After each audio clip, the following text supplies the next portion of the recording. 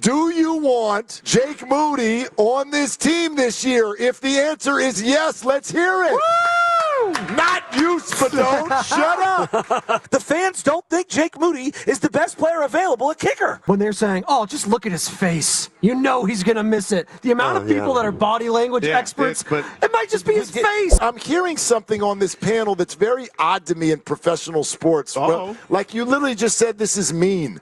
This is the 49ers we're talking about. Thank you. Like, what, why? I'm joking, I know you, obviously. But Dexter Carter. What is this thing with how many this, guys? Like, because he's a kicker, are we, like, not allowed to assess his performance like we do every other player on the team? You can assess it, that's fine. But we can also assess it through the lens that he was hurt last year. So let's give him some grace this year. Let him fail first before we crush him. No. Well, define some. Time out. What do you mean some? Some grace. Week 1, if he misses a game-winning kick, sure, kick him off the team. Is that what you want to do? No. There you go. Let's talk perspective. Well, you do that. I don't have a strong opinion about this. Thank you. But That's a 5. What I would say is that, you know, you give him a chance. But here's the issue. The 49ers have now put themselves in a situation where this thing is going to be almost, you know, maybe as big as like Purdy was and stuff. And so, Kyle Shanahan. I was going to say. So all I'm saying is, like, they've brought this on themselves. Sure, but I also just get frustrated, I guess, when I get people calling in, texting in, when they're saying, oh, just look at his face. You know he's going to miss it. The amount of people that are body language experts, it might just be his face. We did that to Steve Young. Steve Young was the MVP of the league in 1992. And we thought he couldn't win the big one because of what he looked like on the sideline and his demeanor. I'm being real. As you had Joe Montana on the sideline, people were chanting in the NFC Championship game, put Joe in. So I don't think this is exclusive to kicker. This happens to any position. We did this to Dexter Carter, who was a returner in a first round that they brought in and who fumbled the ball in an NFC Championship game. We've done this to A.J. Jenkins, a wide receiver. We've done this to Kentuan Balmer, a defensive lineman. Like, this is not position exclusive.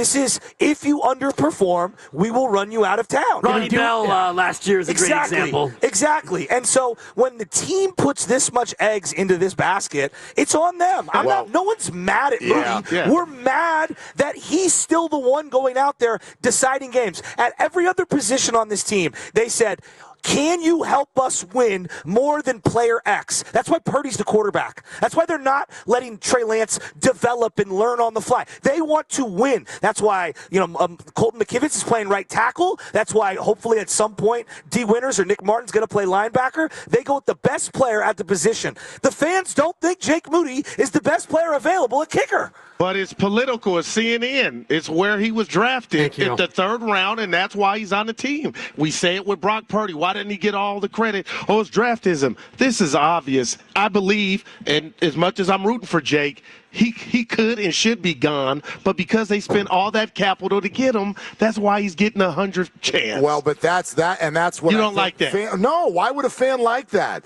That's not a good reason to keep someone. Exactly. That's just stubbornness and not wanting to admit that you're wrong. I do think that's all that is. They're still giving him a chance because they do have faith in his leg. He does have a big leg. Yeah, he's got talent. He's got raw talent. I do think the tiebreaker is the drafted spot. If he was undrafted, he would be gone by now. But no doubt. 3rd round, he gets that extra chance. Yeah. He's out of chances. Let's see if he can make it through the year. I actually think it can become a deep group halfway through the year. Just don't fall behind in games because we know that Brock Purdy's only come from behind once when entering the 4th quarter with a deficit. And we also know that Shanahan's offense is not built to go 4 wide. And even if you go 4 wide right now in week 1, Sky Moore, ladies and gentlemen, let's get him the rock. So you better survive these early games with your it's fine wide receiver core because, you start to run out of depth pretty fast on this team. Well, Goo, you got a thought, I can tell. I want to give Shasky some love because on my way to Mississippi, I heard his report after going to that practice about one guy that we're all excited about, Ricky Pearsall. And Shasky, you had shared the nugget. It wasn't definitive, but you were like, man, maybe against top-tier DBs, getting off that press is going to be a problem. If you were right, and I haven't flushed that out, then I am concerned. And the best thing about this trifecta of receivers is Kyle's going to put them in a position to win. But forget Kyle. If we were doing a fantasy draft, how much talent do these receivers have? And especially with Juwan, who got his little bump, his bag. You guys keep telling me he's a 3 or 4 or whatnot. But on this team, he's more important than that. But I just wonder, even Seattle, are they shaking in their boots? I'm not saying Pearsall, Willard, can't be a 1. He's got talent, but are they dogs? Like I thought Ayuk and T.O. and the GOAT that joined you guys this morning, Spadoni, are they of that ilk? We'll find out, but right now I try to trick myself like they're better than I think they are, but then I'm like, oh, I got to see it. Yeah, but it's not. I think that's looking at them as individuals. I think Seattle is going to be a good defense this year, but I'll tell you why Seattle is, in my opinion, shaking in their boots this week is because Christian McCaffrey is healthy and playing and in the lineup, and that changes things for these wide receivers, in my opinion, based on that separation stat that we all saw last year. Was it real? Well, he wasn't on the field. Yeah. And when Christian's on the field, the whole defense is kind of up a creek because he's such a matchup problem, and what they have to do to cover him filters down to what they have to do to cover the receivers. And that's what I think helps create that separation. And I believe that's why it went from so good to so bad from one year to the next. And I didn't mention Kittle, who's a dog. Well, that's a big part of it is because the tight end is one of the top 2, top 1 maybe. Him and Brock Bowers are the best tight ends in football. So you've got George Kittle there. That's your number 1. But you use the phrase wide receiver core, so that's why we're having that conversation. But really, it is your number 1's George Kittle. Well, he's the best receiver on the team. But they don't line him up outside. They don't line him up on the line. We got Luke Farrell now, so in theory, that should open things up more in the passing game for Kittle, right? We'll see. This is a play-action team, and like Mark said, as long as they're able to hit windows, play misdirection, understand spacing, like that's how this offense works. Anticipation throws. I think Ricky's going to have a monster year. If he stays healthy, I think he's going to be great. Juwan Jennings had less yards in 2023 than Ricky Pearsall did last year in 2024. Did you know that? Significantly, actually. Like 285. Yeah. To 400. And Pearsall had a lost year because of the injuries. Yeah, no doubt. And because he's getting shot. And that's not his fault. As long as he can stay healthy, I think he's going to be awesome. Remember, they had Kendrick Bourne as their leading receiver in the playoffs en route to the Super Bowl the first time. Everyone brings up Emmanuel Sanders and Debo. Debo was awesome as a rookie, like 800 and something yards. Kendrick Bourne, the guy who's open, is the number 1 receiver in this offense. It's not about necessarily players. It's about being in the right spot. So let's talk McCaffrey, because the 4 of us talked about this on the crossover. I'm fascinated for your answers. Everything. Well, this kind of like brings out everybody's perspective and where your mind goes when we talk McCaffrey.